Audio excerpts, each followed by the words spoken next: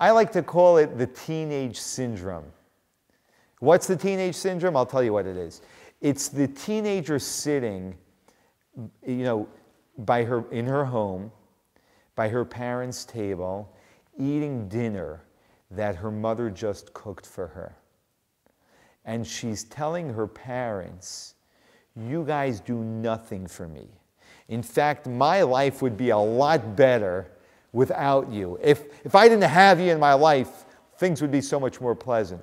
And she says as well, she's sitting in the home that her parents pay a mortgage for, eating the dinner that her mother just cooked for her. She's about to go to bed in a room and in a bed that her parents paid for.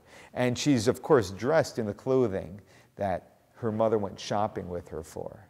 And she's about to go off to college that her parents are paying for.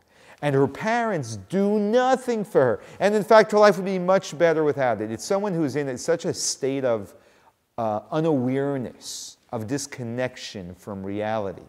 It's actually a little bit scary. And most people go through this stage to some extent or another. Hopefully it's not a very big extent. But to some extent or another, and this is the teenage syndrome.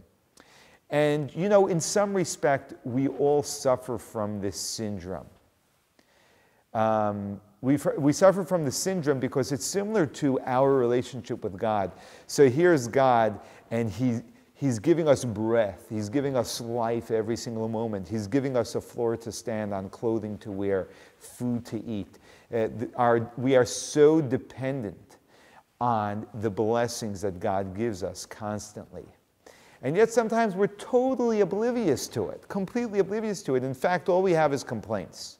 Like, my life isn't good enough because I only have one car, or because I have to schlep all the way here to get to my work, or because of this or that. It's like, it's terrible. And we're totally oblivious, actually, to all of the things that God actually gives us. Truth is about being connected to reality, because reality is reality.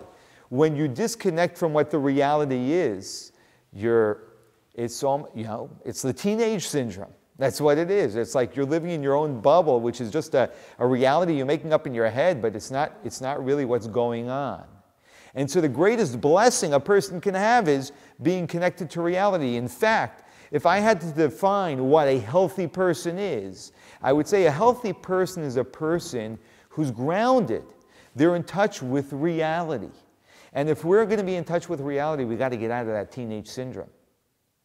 We have to really connect as deeply as we can with the reality of God, because that's the truth. That's the reality. And that makes our lives so much more powerful.